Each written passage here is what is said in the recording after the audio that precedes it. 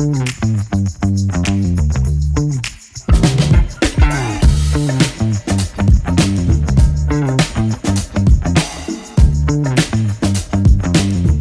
guys, welcome back. So on the previous video, I showed you how I was able to afford my pilot training and how I was able to pay it back. If you're going down the same road as me, taking a loan from banks, family, friends, or whatever way you took it to be able to afford your pilot training, then you would agree with me that you will come to a point where you would need to pay that money back. But to do it, you need to find your first job. I see new pilots make few common mistakes, and I made this video specifically for that, listing the 4 common mistakes that pilots do. So if you want to avoid them, watch this video. But before we start, let's have some coffee.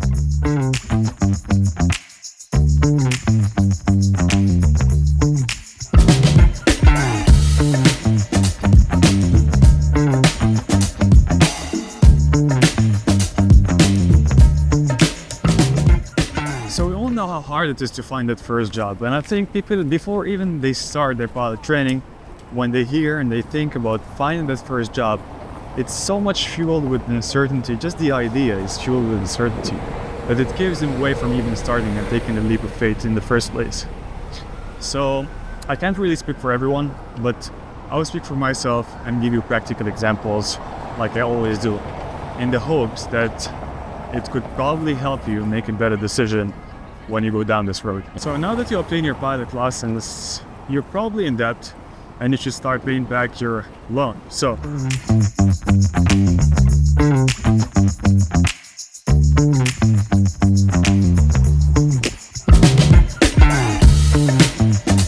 common mistake number 1. I see a lot of new pilots do that, and I get it. A license is valid only for 1 year, and when they see that they don't find a job on the first year, they want to save money and they don't renew their license, thinking that they would have enough time once the recruiter calls them, they will go and renew the license. But trust me, that's a very wrong approach. When a recruiter calls you and your documentation is not ready and your licenses are not up to date, he will move to the next guy. He's not going to wait for you because the next guy is ready and he is hungry. And I see this mistake also in experienced pilots. What they do is when they have multiple licenses, let's say an FAA and EASA license, they will fly with the FAA license, they're current on it, and they will apply for a job, let's say in Europe, for using their EASA license, and they will leave their EASA license to expire, they will apply with it, and they will think that once the recruiter calls them, they will go and renew their license. We're basically showing that you don't have a valid license, so you can't really be shortlisted in the first place.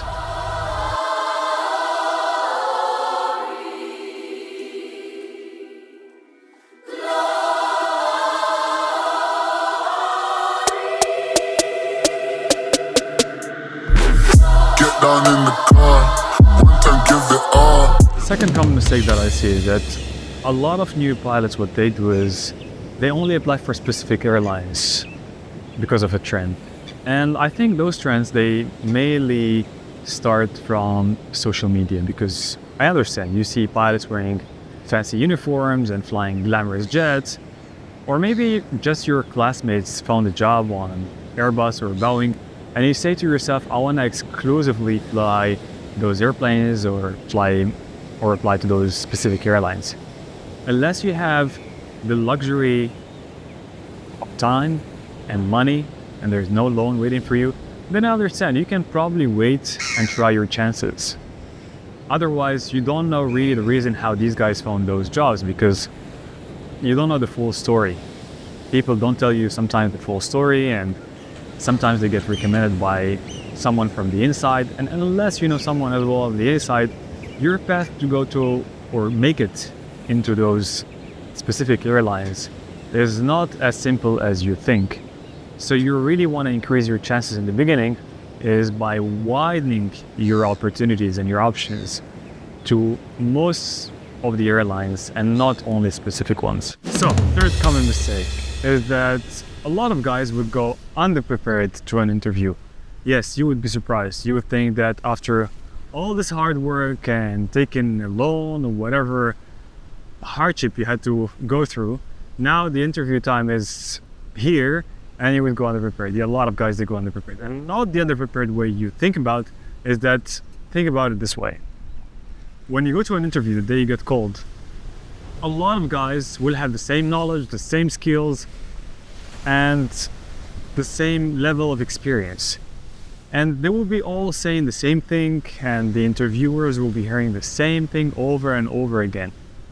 But how can you make a difference, or how can you differentiate yourself from the others? This is where your part comes into play. And trust me, this small detail makes a difference. In a competitive environment, these small things that I'm going to talk about, they make a huge difference. And it comes into your hand gesture, your facial expression, how you express yourself. Are you using too many hand gesture? Are you using too many filler words, etc.? And how I used to control these things, or how I started noticing these things, is by filming myself. I would list a number of questions and I would hit record, and I will see how I'm answering those questions.